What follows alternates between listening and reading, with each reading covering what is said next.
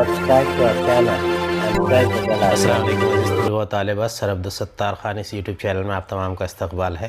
10th history question answer SCERT question bank, اس میں سوال نمبر 2 کا بی ہے، اس کے سوالات کے جوابات دیکھیں گے۔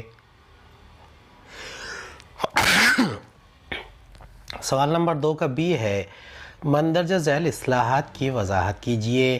پہلا ہے جدلیت، دوسرا اینلس کا نظام، تیسرا تاریخ نویسی، چوتھا رینے ڈیکارٹ۔ پہلے کا جواب ہے جدلیت کا پہلا نقطہ ہے کسی واقعے کا مطلب اخذ کرنے کے لیے باہم مخالف دو اصول پیش کر کے مناسب منطقی مفہوم اخذ کیا جاتا ہے، اس پیشکش کو جدلیت کہتے ہیں۔ جارج ہیگل نے یہ اصول پیش کیا تھا۔ دوسرا، دونوں باہم مخالف اصولوں پر متضاد بحث کرنے پر دونوں اصولوں کے خلاصے پر مشتمل ایک مشترکہ مربوط اصول پیش کیا جا سکتا ہے۔ ایسا نہ کریں تو انسانی ذہن کو اس واقعے کا صحیح مفہوم سمجھ میں نہیں آتا۔ مختصر یہ کہ دو باہم مخالف خیالات پر غور و فکر کرنے سے جو مربوط ترتیب ظہور میں آتی ہے، اس طریقے کو جدلیت کہتے ہیں۔ دوسرا ہے اینلس کا نظام، اس کا جواب ہے پہلا نقطہ ہے سیاسی مطالعے کے ساتھ ساتھ مقامی باشندوں اس دور کے موسم، تجارت، زراعت، مواصلات اور رابطے کے وسائل، سماجی تقسیم، درجہ بندی اور گروہ کے رجحان کا مطالعہ کرنا بھی اہم سمجھا جانے لگا۔ اسی فکری نظام کو اینلس نظام کہا جاتا ہے۔ دوسرا ہے اینلس کا مطلب ہے کہ سال بھر کی روداد، واقعہ جس زمانے میں ہوا ہے صرف اس کا سیاسی نہیں بلکہ سماجی، معاشی وغیرہ ہمہ جہت مطالعہ کرنا چاہیے۔ اس اینلس نظام کی ابتدا اور ارتقاء سب سے پہلے فرانسیسی مورخوں نے کیا۔ تیسرا ہے تاریخ نویسی، اس کا جواب ہے پہلا نقطہ ہے دستیاب تاریخی معلومات کو اکٹھا کرنا اور ان کا تجزیہ کرنا۔ دوسرا، ان معلومات کے مقام اور زمانے کے متعلق معلومات حاصل کرنا۔ تیسرا، ان معلومات کے حوالے سے مناسب سوالات ترتیب دینا۔ چوتھا، دستیاب معلومات کے حوالوں کی جانچ کر کے تجزیاتی تحقیق کرنا۔ مذکورہ بالا طریقے سے لکھنے کو تاریخ نویسی کہتے ہیں۔ چوتھا سوال کا جواب ہے رینے ڈیکارٹ۔ فرانسیسی فلسفی رینے ڈیکارٹ نے تاریخ نویسی میں درج ذیل خیال پر اصرار کیا۔ پہلا، جب تک بلا شک و شبہ کسی بات کے سچ ہونے کا یقین نہ ہو جائے تب تک اسے ہرگز قبول نہ کیا جائے۔ دوسرا، کسی مسئلے کا تجزیہ جتنا ضروری ہو اتنا ہی کیا جائے، پہلے چھوٹے مسائل اور بعد میں بڑے مسائل پر غور کیا جائے۔ سوال نمبر 2 کا بی ہے اصطلاحات کی وضاحت کیجئے۔ پہلا ہے مستشرقی تاریخ نویسی، دوسرا قوم پرستانہ تاریخ نویسی، تیسرا محروموں کی تاریخ نویسی، چوتھا نوآبادیاتی تاریخ نویسی۔ پہلا مستشرقی تاریخ نویسی کا جواب ہے پہلا نقطہ ہے 18ویں صدی کے نصف آخر میں یورپ کے محققین میں مشرقی تہذیب اور ملکوں کے بارے میں جاننے کا تجسس پیدا ہوا۔ اس تجسس کے تحت بھارتی تہذیب کا مطالعہ کرنے والے کو مستشرق محقق کہتے ہیں۔ دوسرا، ان مستشرقی محققین نے بھارتی تہذیب، تاریخ، یہاں کی مختلف زبانوں اور مذاہب کا مطالعہ کر کے تاریخ لکھی۔ ان تحریروں کو مستشرقی تاریخ نویسی کہتے ہیں۔ تیسرا، ان مستشرقین نے سامراجیت کے مفادات کو سامنے رکھ کر تاریخ لکھی، اس لیے متعصبانہ مفروضات پر مبنی تاریخ لکھی ہے۔ چوتھا، ایسے مصنفین میں جیمز گرانٹ ڈف اور کرنل ٹاڈ شامل ہیں۔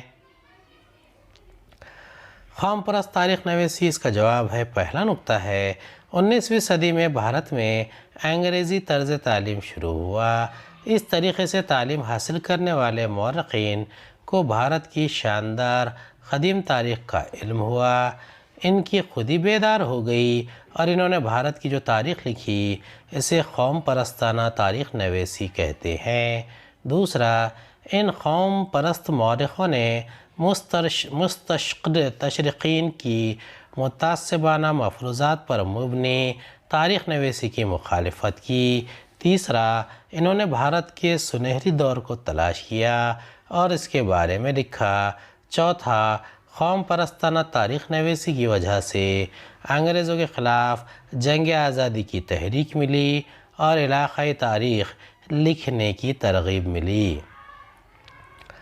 محروموں کی تاریخ اس کا جواب ہے۔ پہلا نکتہ ہے، سماج نے جنہیں تمام حقوق سے محروم رکھا، نظر انداز کیا، ایسے گروہ کی تاریخ کو محروموں کی تاریخ کہتے ہیں۔ دوسرا، مارکسوادی تاریخ نویسی کی روایت سے محروموں کی تاریخ لکھنے کی روایت شروع ہوئی۔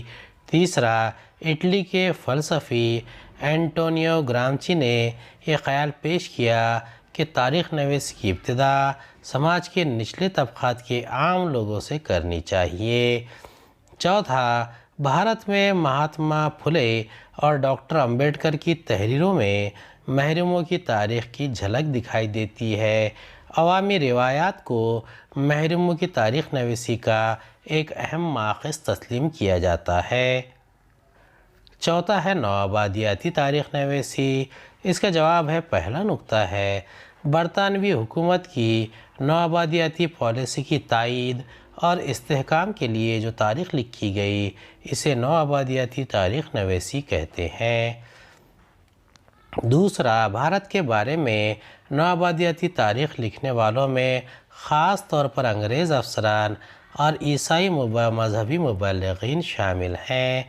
تیسرا، اس طرح کی تاریخ میں بھارت کی تاریخ اور تہذیب کو کمتر درجے کا ظاہر کیا گیا ہے۔ چوتھا، کیمبرج ہسٹری آف انڈیا کی 5 جلدوں میں نوآبادیاتی تاریخ نویسی کا مطالعہ کیا جا سکتا ہے۔ تصورات کو واضح کیجیے گا۔ پہلا ہے اطلاقی تاریخ، دوسرا ہے دستاویزات کا محافظ خانہ آرکائیوز، تیسرا نیشنل فلم آرکائیوز کے قیام کا مقصد، چوتھا انڈین میوزیم کولکتہ، پانچواں عجائب گھر۔ اطلاقی تاریخ جواب ہے اس کا پہلا نکتہ ہے، کسی مضمون کو دوسرے شعبوں میں نافذ کرنا اور اس سے نکلنے والے نتائج حاصل کرنا اطلاق کہلاتا ہے۔ دوسرا، تاریخ کے مقاصد کو دوسرے مضامین پر نافذ کر کے نئے نتائج اخذ کرنے کو تاریخ کا اطلاق کہتے ہیں۔ تیسرا، تاریخ کے ذریعے ماضی کے واقعات کے بارے میں جو علم حاصل ہوتا ہے اس کا موجودہ اور آئندہ زمانے میں تمام سماجوں کے لیے کس طرح استعمال ہوگا اس کے بارے میں اطلاقی تاریخ میں غور کیا جاتا ہے۔ چوتھا، تاریخ میں سماجی، مذہبی، فنون، تعمیرات وغیرہ عوامل شامل رہتے ہیں، اسی طرح ان مضامین میں بھی تاریخ کا اطلاق ہوتا ہے۔ دستاویزات کا محافظ خانہ آرکائیوز۔ پہلا نکتہ ہے، پرانے کاغذات یعنی خط و کتابات، پرانی فلمیں، دستاویزات وغیرہ کو حفاظت کے ساتھ رکھنے کا مقام۔ دوسرا، بھارت کا قومی محافظ خانہ نیشنل آرکائیوز نئی دہلی میں ہے۔ تیسرا، ہر ریاست کا اپنا علیحدہ محافظ خانہ بھی ہے۔ نیشنل فلم آرکائیوز فلموں کا قومی محافظ خانہ۔ حکومت ہند کے محکمہ اطلاعات و نشریات کے شعبہ مواصلات کی حیثیت سے 1964 عیسوی میں اس ادارے کی بنیاد ڈالی گئی۔ دوسرا، اس ادارے کا صدر دفتر پونا میں ہے۔ تیسرا، نایاب فلموں کو تلاش کر کے ان کی حفاظت کرنے، فلموں سے متعلق امور کا اندراج کرنے اور تحقیق کرنے اور فلم کے تہذیبی ورثے کی اشاعت کا مرکز قائم کرنے کے مقصد سے یہ ادارہ قائم کیا گیا ہے۔ انڈین میوزیم، اس کا جواب ہے ڈینش یعنی ڈنمارک ماہر نباتات نیتھانیل واک نے کولکتہ میں اس عجائب خانے کی بنیاد ڈالی۔ دوسرا، 1814 عیسوی میں ایشیاٹک سوسائٹی کی جانب سے یہ میوزیم شروع کیا گیا۔ تیسرا، اس کے 3 اہم حصے فنون، آثار قدیمہ اور انسانی علوم ہیں۔ کا عجائب خانہ، اس کا پہلا نقطہ ہے دنیا کا سب سے قدیم عجائب خانہ میسوپوٹامیہ کے شہر میں دریافت ہوا۔ دوسرا، یہ دریافت انگریزی ماہر عصر قدیمہ سر لیونارڈ دھولی نے کی ہے۔ تیسرا، میسوپوٹامیہ کی شہزادی اینی گالڈی نے اسے تعمیر کیا تھا۔ چوتھا، قدیم اشیاء کے ساتھ ان کی تفصیل بیان کرنے والی مٹی کی کندہ تختیاں بھی ملی ہیں، جو اس عجائب خانے کی خاص بات ہے۔ سوال نمبر 2 کا بی ہے، مندرجہ ذیل کی نوٹ لکھیے، تصورات کی وضاحت کیجیے، اصطلاحات کی وضاحت کیجیے۔ پہلا ہے آزادی کی جدوجہد میں اخبارات کا کردار۔ دوسرا، ذرائع ابلاغ کی ضرورت۔ تیسرا، ذرائع ابلاغ سے منسلک پیشہ ورانہ شعبے۔ آزادی میں اخبارات کا کردار، اس کا جواب ہے بھارت کی آزادی کی جدوجہد میں اخبارات نے درج ذیل کردار ادا کیے۔ پہلا، عوامی بیداری، عوامی تعلیم، بھارتی تہذیب اور تاریخ کی عظمت بیان کی۔ دوسرا، سماجی، مذہبی اور سیاسی تحریکات کی حمایت کر کے سامراجی پالیسیوں کی مخالفت کی۔ تیسرا، مغربی علوم اور تعلیم کو عوام تک پہنچا کر سماجی بیداری کا کام کیا۔ چوتھا، معاصر سماجی اور سیاسی مسائل کو منظر عام پر لائے، اسی کے ساتھ ساتھ سماجی مصلحین اور تنظیموں کے خیالات کو لوگوں تک پہنچایا۔ ذرائع ابلاغ کی ضرورت، اس کا جواب ہے پہلا نقطہ ہے سماج تک آزادانہ طور پر معلومات پہنچانے کے لیے۔ دوسرا، جمہوریت کو مزید مضبوط بنانے کے لیے۔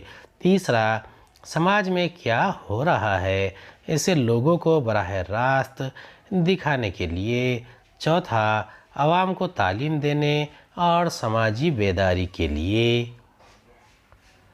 ذرائع ابلاغ سے منسلک پیشہ ورانہ شعبے، اس کا جواب ہے پہلا نقطہ ہے اخبارات میں اداریے، مختلف کالم، مضامین لکھنے والے۔ دوسرا، خبریں جمع کرنے والے نامہ نگار، ٹیکنیشین کی ضرورت ہوتی ہے۔ تیسرا، الیکٹرانک میڈیا میں بھی فنکار، پیش کرنے والے ٹیکنیشین، اناؤنسر وغیرہ کی ضرورت ہوتی ہے۔ چوتھا، مذکورہ بالا تمام ذرائع سے پیش کیے جانے والے مضامین، پروگرام، بحث و گفتگو کا تعلق تاریخ سے ہوتا ہے، اس لیے تاریخ کے ماہرین کی ضرورت بھی ہوتی ہے۔ مختصر نوٹ لکھیے۔ پہلا ہے سیاحوں کی روایت۔ دوسرا، زرعی سیاحت۔ تیسرا، مارکو پولو۔ چوتھا، کھیل اور سیاحت۔ سیاحت کی روایت کا جواب ہے پہلا نقطہ ہے غذا کی تلاش اور تحفظ کی خاطر پتھر کے زمانے کا انسان مسلسل بھٹکتا پھرتا تھا، لیکن یہ اس کی سیاحت نہیں تھی۔ پتھر کے نئے زمانے میں بعض مقاصد کے تحت انسان سیاحت کرنے لگا۔ دوسرا، بھارت میں قدیم زمانے سے سیاحت کی روایت چلی آ رہی ہے۔ تیرتھ یاترا کرنے، آس پاس جترا یاترا میں شریک ہونے کے لیے جانا اس کی مذہبی سیاحت تھی۔ تیسرا، تجارت کے لیے دور دراز کا سفر کیا جاتا تھا۔ حصول تعلیم کے لیے دور دراز کے علاقے میں بھی جانا بھی سیاحت تھی۔ نالندہ، تکشیلا جیسی یونیورسٹیوں میں تعلیم حاصل کرنے کے لیے جانا بھی تعلیمی سیاحت تھا۔ زرعی سیاحت، اس کا جواب ہے پہلا نقطہ ہے زراعت اور زراعت سے متعلق سرگرمیوں کو دیکھنے کے لیے کیا گیا سفر زرعی سیاحت ہے۔ دوسرا، حالیہ زمانے میں بڑے پیمانے پر زرعی تحقیقات ہو رہی ہیں۔ اس کام کے لیے پورے بھارت میں زرعی تحقیقاتی مراکز اور زرعی یونیورسٹیاں قائم کی گئی ہیں۔ تیسرا، کس فصل کے لیے کون سی مٹی مناسب ہے؟ اس کا معیار، کیچوا زراعت، کھیتوں میں تالاب، پھلوں کے باغات وغیرہ سرگرمیاں انجام دی جاتی ہے۔ سکم ریاست کو نامیاتی پیداواری ریاست قرار دیا گیا ہے۔ چوتھا، بارش کا تناسب کم ہونے کے باوجود اسرائیل جیسے چھوٹے ملک نے زرعی شعبے میں زبردست ترقی کی ہے۔ یہ سب نئے طرز کے منصوبوں اور سرگرمیوں نیز زراعت کی جدید ٹیکنالوجی کے سبب ممکن ہوا۔ ان کی معلومات حاصل کرنے کے لیے کسان، طلباء اور شہری لوگ وہاں جاتے ہیں۔ دیگر ممالک سے بھی لوگ آتے ہیں۔ اس وجہ سے زرعی سیاحت تیزی سے فروغ پا رہی ہے۔ تیسرا ہے مارکو پولو۔ اس کا جواب ہے پہلا نقطہ ہے دنیا کا مشہور سیاح مارکو پولو 1254 عیسوی میں اٹلی کے شہر وینس میں ایک تاجر کے خاندان میں پیدا ہوا۔ دوسرا، 13ویں صدی کے اواخر میں شاہ راہ ریشم سے چین تک کا سفر کرنے والا وہ پہلا یورپی تھا۔ اس کا تحریر کردہ سفر نامہ مغربی ایشیا کی معلومات دینے والی کتاب ہے۔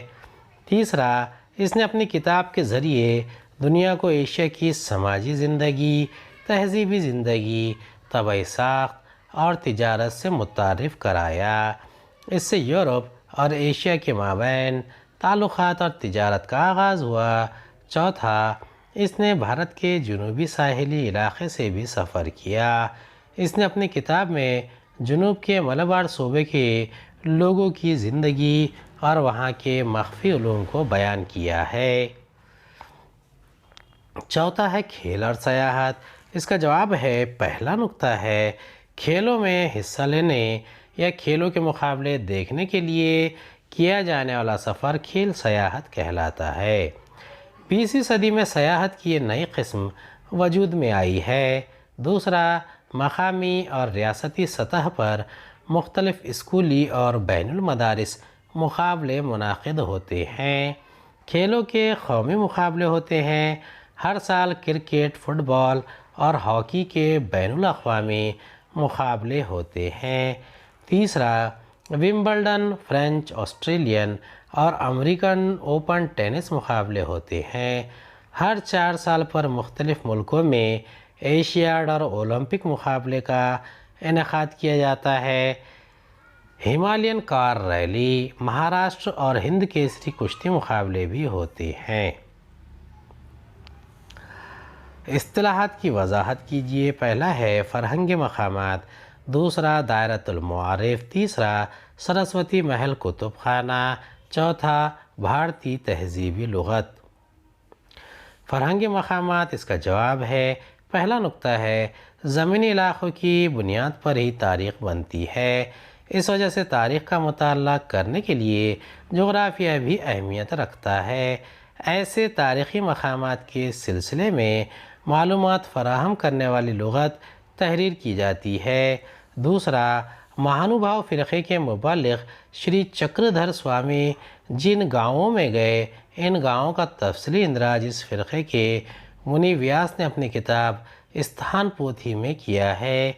تیسرا، سدھیشور شاستری چتراؤ نے قدیم بھارتی فرہنگی مقامات تخلیق کی ہے۔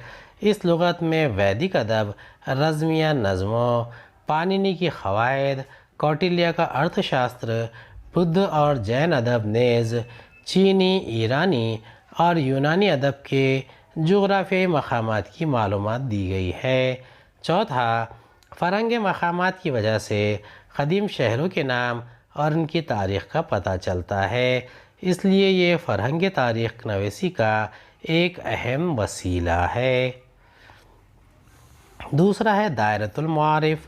اس کا جواب ہے پہلا نقطہ ہے مہاراشٹر کے پہلے وزیر اعلیٰ یشونت راؤ چوہان نے 1960 عیسوی میں مہاراشٹر راجیہ ساہتیہ سنسکرتی منڈل قائم کیا۔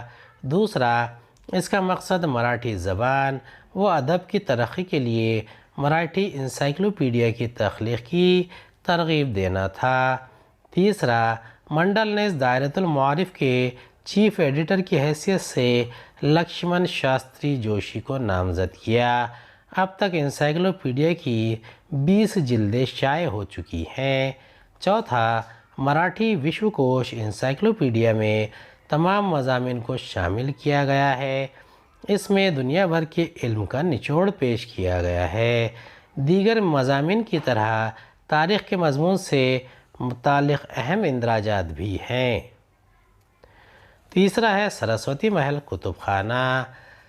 اس کا جواب ہے پہلا نقطہ ہے 16ویں 17ویں صدی میں نائک راجاؤں کے دور میں تامل ناڈو میں تنجاور کے مقام پر سرسوتی محل کتب خانہ تعمیر کیا گیا۔ دوسرا، وینکوجی راجے بھوسلے نے 1675 عیسوی میں تنجاور پر فتح حاصل کرنے کے بعد اس نے اور اس کے وارثوں نے اس لائبریری کو مزید وسعت دی۔ تیسرا، اس لائبریری میں تقریباً 49,000 کتابیں ہیں۔ یہ قدیم کتابیں تاریخ کا زبردست خزانہ ہے۔ اس کتب خانے میں اس عہد کے اہم مراسلات، موڑی رسم الخط میں کتابیں، دستاویزات جمع کیے گئے ہیں۔ یہ سب قدیم تاریخ کے اہم ماخذ ہیں۔ چوتھا، اس لائبریری کو فروغ دینے میں شرفوجی راجے بھوسلے کی خدمات قابل قدر ہے۔ اس وجہ سے 1918 عیسوی میں اس لائبریری کو ان کا نام دے دیا گیا۔ آخری سوال ہے بھارتی تہذیبی لغت۔ اس کا جواب ہے پہلا نقطہ ہے پنڈت مہادیو شاستری جوشی نے 1962 سے 1979 کے عرصے میں بھارتی تہذیبی لغت کی 10 جلدیں شائع کی۔ دوسرا، اس لغت میں انہوں نے پورے بھارت کی تاریخ، جغرافیہ، مختلف زبان بولنے والے لوگوں اور انہوں نے جو تاریخ رقم کی ہے اس کی معلومات دی گئی۔ تیسرا، مہاراشٹری اور بھارتی تہذیب کی مفصل معلومات، لوگوں کے تہواروں، میلوں، روایتی خیالات، رسم و روایات کا ذکر کیا گیا ہے۔ چوتھا، قارئین کو مختلف فنون لطیفہ، روایتی اشیاء، تہوار، دیوتا کے تصور کو سمجھانے کے لیے تصویروں کا استعمال کیا گیا ہے۔ اس وجہ سے یہ لغت قارئین، محققین اور تاریخ نویسوں کے لیے کارآمد ہے۔ امید ہے آپ کو ہمارا ویڈیو پسند آیا ہوگا۔ اگلے ویڈیو میں دوبارہ ملاقات ہوگی۔